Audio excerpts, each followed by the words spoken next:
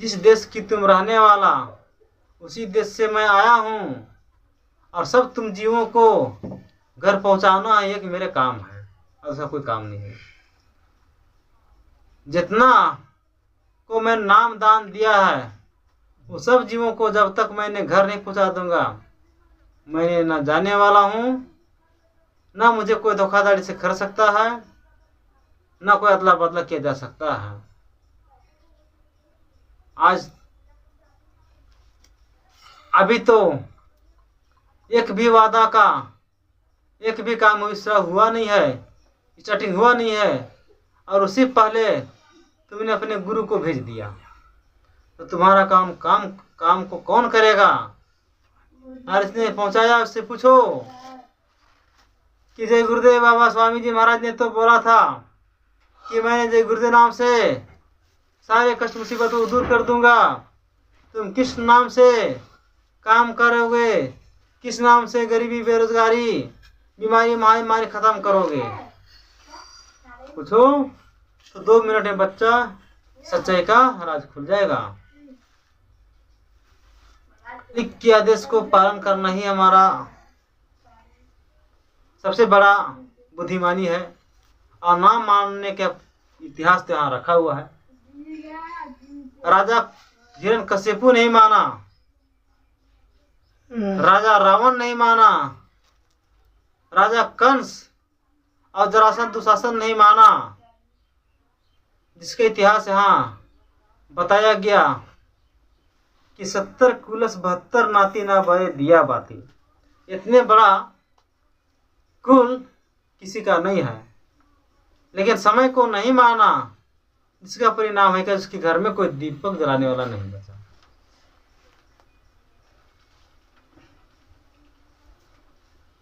तो आज इतिहास को पढ़ लिया होता या पढ़ लेते तो ऐसे आज दुर्गति, दुर्दशा नहीं होता। आज सबकी विचार करना है। सत्संग का मतलब है कि सत्संग में विचार विमर्श होना चाहिए। क्या करना चाहिए, क्या कर के लोग गए हमारे पूर्वजों ने, उसी इतिहास पढ़ लेते तो आज हमारे पर कोई शंका संदेह नहीं करता, ना होता। इतिहास तो भुला दिया। आज फिर से अवसर प्रदान करने के लिए है कि बच्चा आपको 3 बातों को गांठे बांध लो। जो भुलाए हुए विश्वास को वापस लाना है, जो भुलाए विश्वास को वापस लाना है, यानी भुलाए हुआ विश्वास, क्या भुला गए आप? न्याय भुला गए, सत्य भुला गए, रक्षा भुला गए, अनुशासन दया प्रेम भुला गए। और आजकल के सामान को पकड़ लिया, ये झूठ बोलना, ये दंगा फसाद करना, ये चोरी कत्ल बलात्कार करना, ये कुकर्मी धर्मी को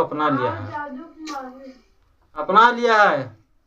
इसीलिए आज तुम्हारे ऊपर सुख शांति तो आने का कोई सवाल पैदा नहीं होगा। अच्छा, मेरे पास 45 करोड़ जीव है, इसको और संगठन की क्या आवश्यकता है, किस संगठन जाने आने की? लेकिन 45 करोड़ में 35 करोड़ सफाया हो जाएंगे, 10 करोड़ बचेंगे।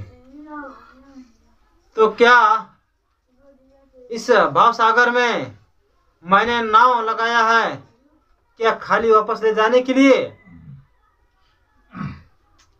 अभी तो लोग न इसमें बैठा है, ना सवार हुआ है, अभी तो चलने का तैयारी कर रहा है। अभी बैठा तो कुछ नहीं, अभी तैयारी कर रहा चलने का। तो कहने का मतलब है कि देर तुम्हारे पर हमारे पर नहीं है। तुम बैठ जाओ तो मैं उतार दूंगा पार, लेकिन तुम संकोच कर रहे हो। बैठे कि नहीं बैठे, क्या है अच्छा, क्या है सच्चाई? क्योंकि इतना बड़ा आपको वादा कर रहा है, किसी ने सृष्टि में नहीं लगाया। जो कि साबरमती अहमदाबाद गुजरात में, यानी कि यज्ञ कराया, और यज्ञ करा करके साबरमती अहमदाबाद में ब्रह्मा को प्रसन्न कर दिया। और दूसरा साकेत यज्ञ अयोध्या में करके विष्णु को खुश कर दिया। और तीसरा जो है काशी की भूमि रैती में, यानी कि तीसरा यज्ञ करके शिव को प्रसन्न कर दिया। और चौथा यज्ञ बाकी है। इसको बोले थे बाबा जी कि 10 महीने पहले मैं उसका मैं आवाहन करूंगा।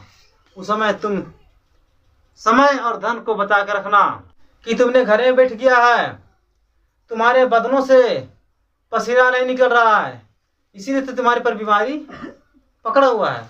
बीमारी काहे नहीं छोड़ रहा है? तुम्हारा पसीना तो छूटता ही नहीं। इस पसीना को छूटने दो, पसीना को निकलने दो, तब बीमारी जाएगी।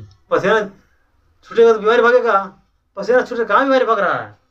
भाषा को समझते नहीं हो तो मत समझते नहीं हो। पसीना जो है ये गंदगी है।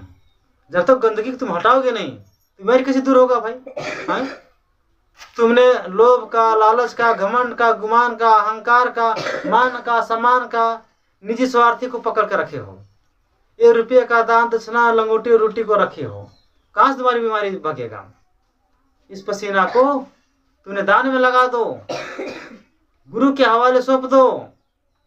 इसी को तो बाबा जी कहते हैं, कब तक तलक ढोते रहोगे पाप की गठरी, अब जमीन पर पटक दो, जमीन पर पटक दो, तुम्हारे पापों का कर्जा उतारने वाला अब आ गया है।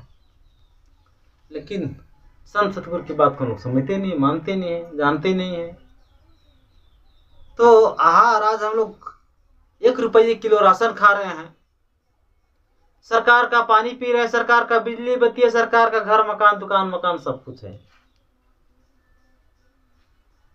आज अपने पास कुछ नहीं है। ये भी तो बीमारी है,